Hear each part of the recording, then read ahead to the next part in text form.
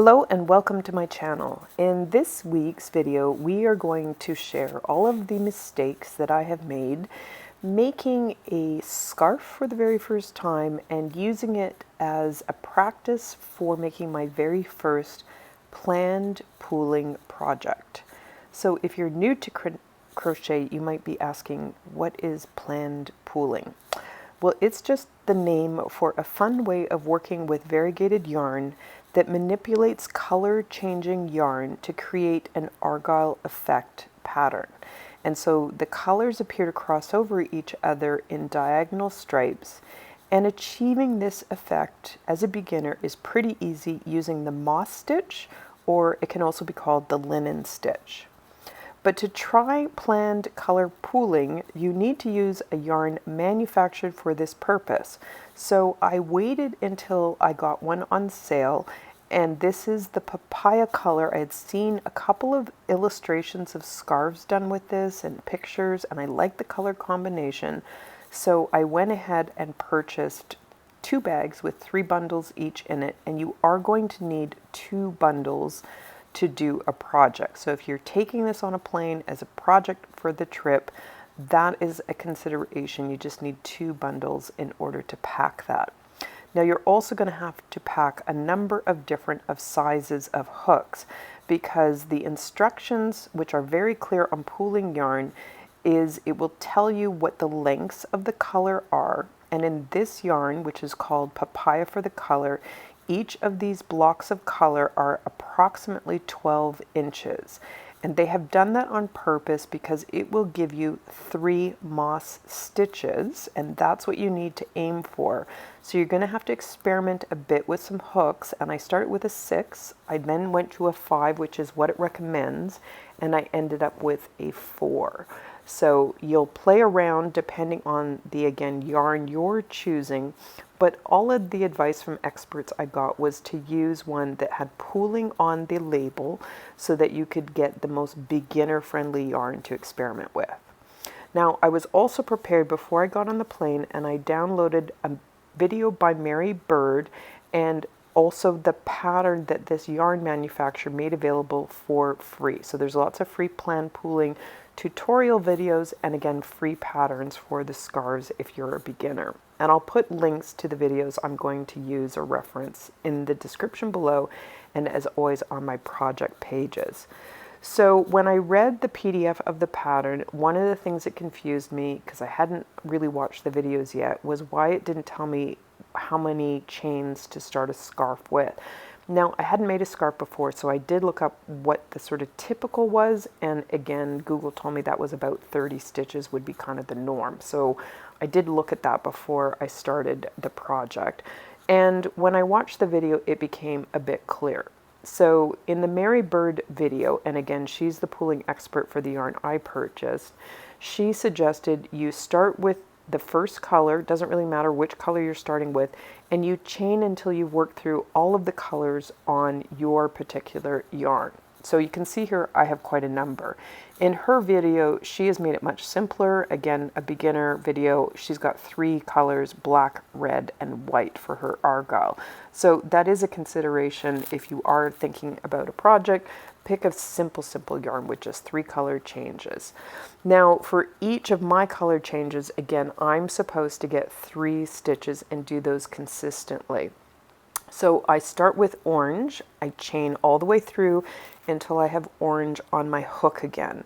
And that's when I'm going to start in the 4th stitch from the chain, and all the videos are consistent on this. So I then chain my first chain, single crochet, and I work the moss stitch all the way across until I get back to orange is the recommendation in the video. So she's trying to make it really simple as a beginner video.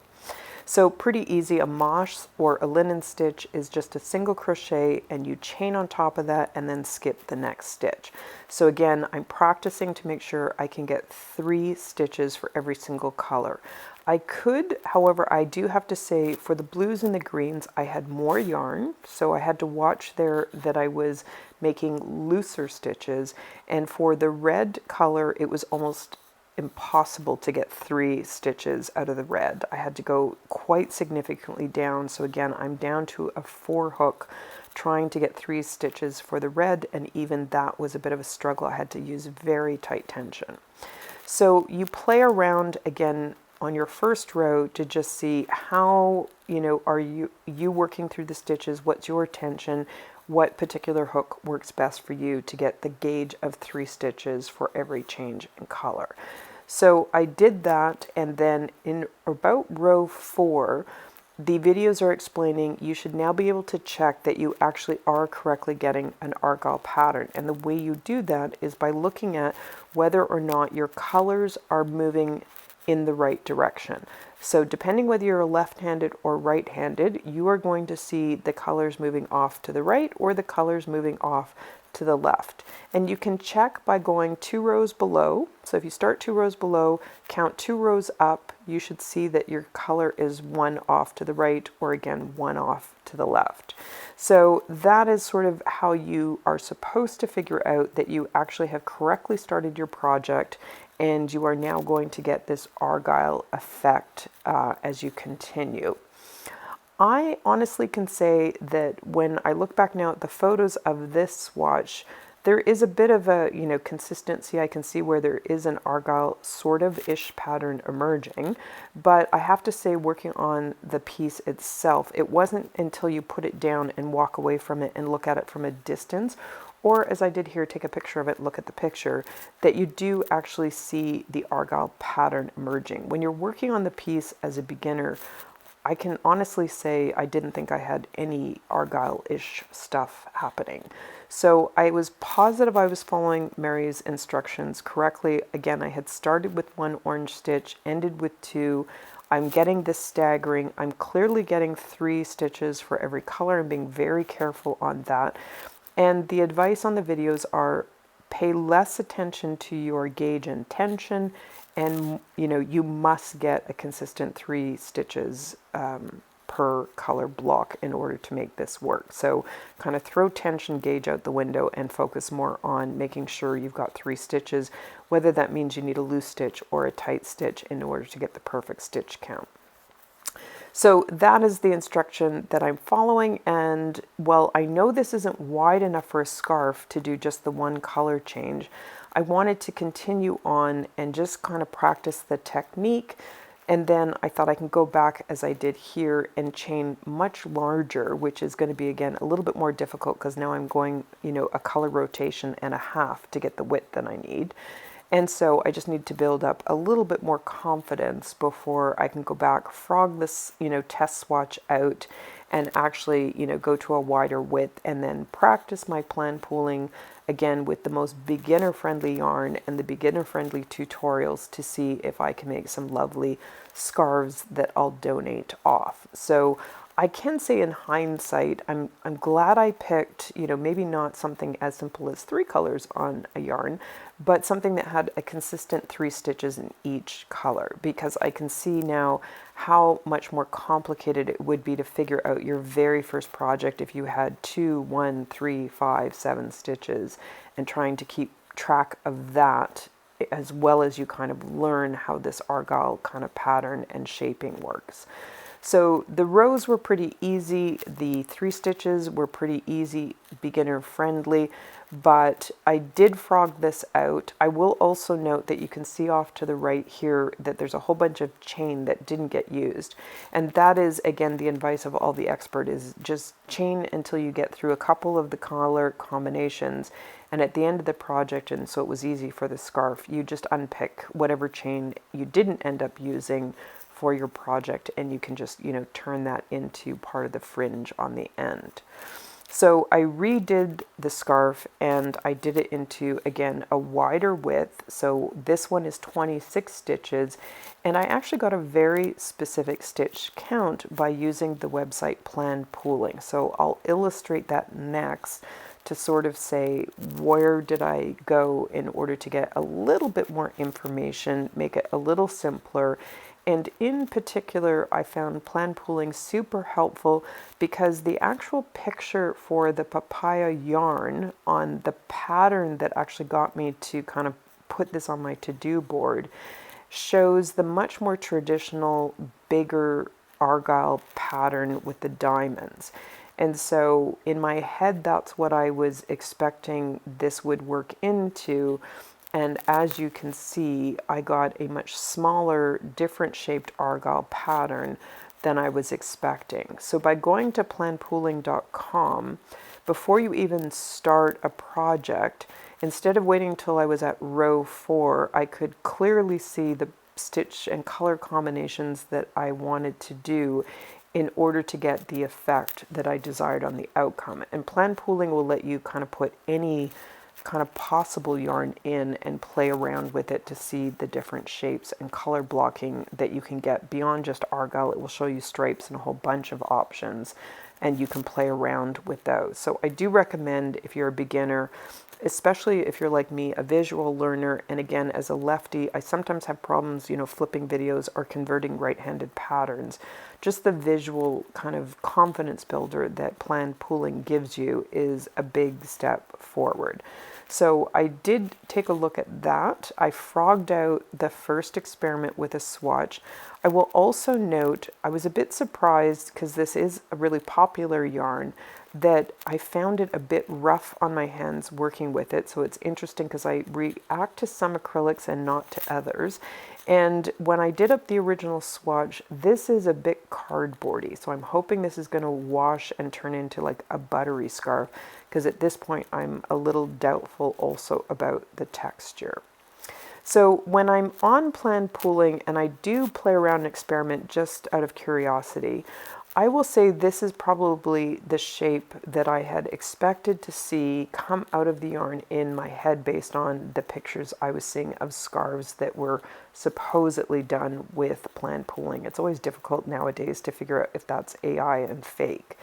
But what I quickly realized is to get the more traditional large diamond patterns, the argyle patterns, you can't really get those with a consistent 3-3-3-3 stitch.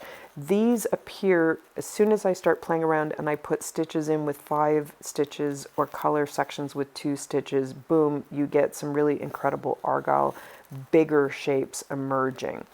So that was kind of helpful as I played around and looked at, again, all the different shapes and color blocking patterns that you could experiment. So one yarn will give you a huge number of different options, but I was expecting those larger diamonds. When I specifically went in and put exactly what Mary had taught in her first video in, I get a much different argyle shape. And so you can see that here. So again, very helpful if you're a beginner to kind of put in exactly the yarn that you have, the stitches that are on the label for that yarn that are very helpful, and presto, you can automatically see what your actual end product is going to look like. Now you can play around because again, if you have bigger projects and you need, double the amount of stitches, you just click up, add more stitch counts, like lower stitch counts, you'll see all the variabilities. But basically, because this website also is a bit temperamental, so I clicked a couple of times and accidentally erased my actual information that I had clicked in. Take a picture of it and then flip that picture upside down if you want to follow along and actually mark your rows off as you're working through the project and keeping track row by row. So there is a tutorial video for how to use this website for crochet users, because at the first impression you'll see knitting terms and wonder. It's at the bottom of the page, is a very helpful tutorial to walk you through how to use the website for crochet projects. And again, she's showing you how to flip her screen and read it upside down. So very easy to just take a screenshot because it won't save your information if you're not kind of, again, traveling. I just had a screenshot I could keep on my phone or on my iPad. And again, I could just flip that and actually start making notes on it as I went.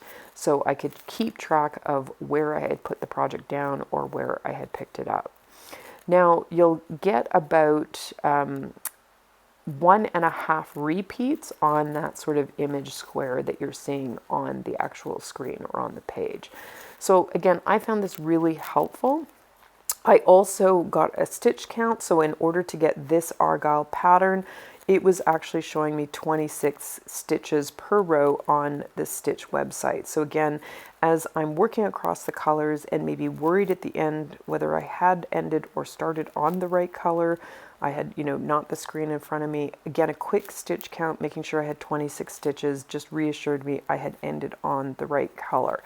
And this was in particular for what I circled here, where, I had to have one orange at the end and then start the next row with 2 orange. So again, with just 3 stitches for every single color combination you possibly could have, it made this the easiest possible kind of learning tool for a new beginner. But as you're finishing off on the row, and again, you're looking at your chain, it can be a little tricky to figure out whether I had the right exact number of stitches or whether I was just off 1 stitch. And again, I'm still struggling in particular if I ended up with red at the end, because it was a struggle to get 3 stitches out of the red color in particular. So I was pulling the tension on that quite hard in order to finish that 3rd stitch. So I just found plan pulling was really helpful. Again, I knew exactly, I'm at 26 stitches, feeling quite comfortable. I have a nice width for a scarf, but it's clearly showing me now that I'm working beyond just 1 set of repeat on the color combinations, exactly what color I'm starting each row on and what the actual colors will flow out for each of those rows to easily go back and check. So should I be ending on green, or no, I'm missing a blue stitch that I have to add into the chain at the end in order to get those perfect 26 stitches at this particular row. So just again, if you're distracted, a helpful. Again, here I marked an A where I get the color, the pattern repeat. So again, for each of these screens, you have about 1.5 pages, but I just found it easy again to mark where the repeat starts and again, where it's coming in again. And I'm marking again as I go, just reminders to myself, where did I leave off? Which direction was I working in? And then it didn't matter when I picked it up again. I was easily able to just pick up and go and start on, continuing the pattern and not having any kind of major issues. So it was a very easy first introduction to plan pulling. I definitely recommend the videos as way more helpful than the PDF patterns. Because I was pulling so tightly on that orange, I tried to take a photo of the finished project at an angle where you can clearly see there is not a perfect edge on this project. So normally I have a pretty good tension, and this can really bother some people, I know, but for your first project, pick something simple. And if you have any tips as an experienced person on making the perfect edge when your tension is going to vary depending on the color placements that you're trying to achieve, that kind of insight would be very helpful. So I'm going to talk in a minute about how my next scarf, because again, I have enough to do sort of 2.5 or 3. I'm going to sort of play around with this plan pulling website and see if I can actually make some adjustments to kind of make that less of an issue on the next one. Now that I've built up a little bit of confidence doing, again, the most easiest version of 3 stitches for every single color. And again, a fairly nice but smaller, than I had originally expected argyle pattern coming out of it. So highly recommend it. It is a fun project, gets you interested in all sorts of new kind of thinking around variegated yarns and different, experiments you could do with them. And so my goal this year was to work far more with colors and color placement and color blocking and do a lot of different combinations and experiments just to, improve my skills in this area. And so delighted that I've kind of worked on this very first one, and it's given me a huge number of ideas to experiment with going forward. So a fairly straightforward, I just did 2 balls. I ended slightly before I finished the second ball because it does have a fringe on it. And again, the paid pattern, the free pattern PDF suggests that you make sections 12 inches long for your fringe to do both ends of your scarf. And it was pretty straightforward as far as, finishing off the scarf. As a perfectionist, I'd still want to maybe think about putting a border on either side to sort of hide the little kind of slight variances that I'm getting with that tension, but honestly, by the time I block this, it might not be visible at all.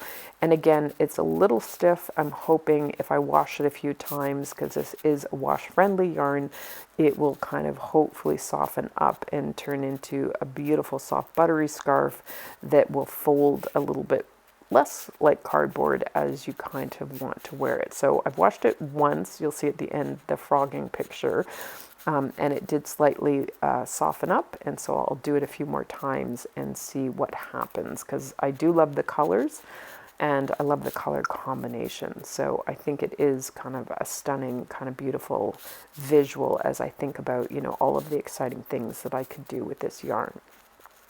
So that was my very first experiment. This is sort of, again, a look at the finished piece before I blocked it out, as I'm kind of doing off the final trim. And I think I'd really like to do a second version, but with those larger diamond shapes that I had kind of envisioned and that I have seen in the pictures. So in playing around with the plan pooling website, I had a few ideas about what I might change up, just again to teach me new skills, try something different, see if I can actually handle a little bit more complication if I do some variability. So you can see here I've got the color combination that I used for this plan pooling scarf. I did put the orange in twice because I was starting with orange and the color combinations ended with orange. So originally I was just playing around to say if I started with one stitch in orange, as Mary Bird suggested, and ended with two stitches in orange, what kind of pattern? And this is what I was getting more on the first attempt that I had when I was following her video tutorial. Now, as I play around with the next version of my color combinations, I also wondered, I was really struggling, as I mentioned, to get three stitches in the red. So what happens when I don't even try to do that and I can get two stitches in red? And so this will be the next version of the scarf that I experiment with, and I'll upload pictures of that as well. Because you can see now I am getting that much kind of more traditional argyle pattern. So I didn't get any kind of details on this before, which would have been very helpful in kind of playing out with the papaya scarf experiment. And I didn't kind of find it sort of that intuitive as a beginner to sort of say, have the confidence to go around. And if you can't get three stitches in a particular color, feel free to kind of, you know, play around with that and experiment. So that would be my tip. Is it is great to actually plan with the pooling yarn, your very first experiment on plan pooling, and have the confidence to trust the process. Do take some pictures of your work or stand back and have someone from the next row look at it, because it does really show the argyle pattern when you're not up close to it. So that can be helpful as well. Put it down, stand up, and go get something to eat at the back of the plane and kind of take a break. But it will work its way out, as long as you do see, again, depending on whether you're right-handed or left-handed, that diagonal shift to the project process.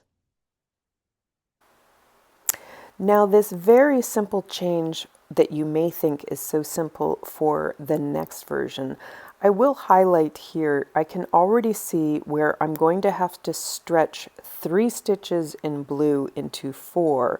And there are lots of places where I still need 3 red stitches in order to get this much larger diamond shape. So it seems like a really easy variability, but once you actually start looking again at each of the ends of the rows, you can see that you need a little bit more of a practiced eye and some more plan pooling practice to figure out exactly how to gauge the color changes at the end and beginning of each of the rows.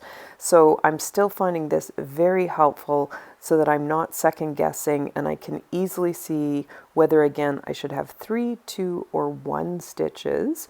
and I highlight here at the top arrow where I actually need 4 stitches for blue. So that was a bit of a aha, and I'll continue to play around with this and experiment as we go forward. Now, I think it was a pretty successful first attempt at planned pooling. Again, I'm going to make some lovely scarves to add to our donation boxes for this fall. And as always, if there's information that I didn't think to mention in the video, you will find, as always, all of the pattern links, the video links, and any notes that I've made, because again, I will forget things as I come back to perhaps looking at doing something again a year from now. So all of the notes and the tips are going to be on my Ravelry page. And because I haven't yet finished the second version, please also look at the QR code. I will always paste on my Instagram account pictures of work in progress and pictures of the work as it turns out. So you can easily see, again, version 1, version 2, maybe even version 3 on that site as well if you're interested in looking at how the next version kind of works its way through. So thanks again for watching. If you subscribed, we really appreciate that. We are trying to grow our channel, and all of the proceeds from all of our patterns and all of our channels are going to some pretty wonderful charities. So we always appreciate when people give us support, a thumbs up, a thumbs down, and do crochet for a cause. Thanks again, and enjoy the rest of your summer.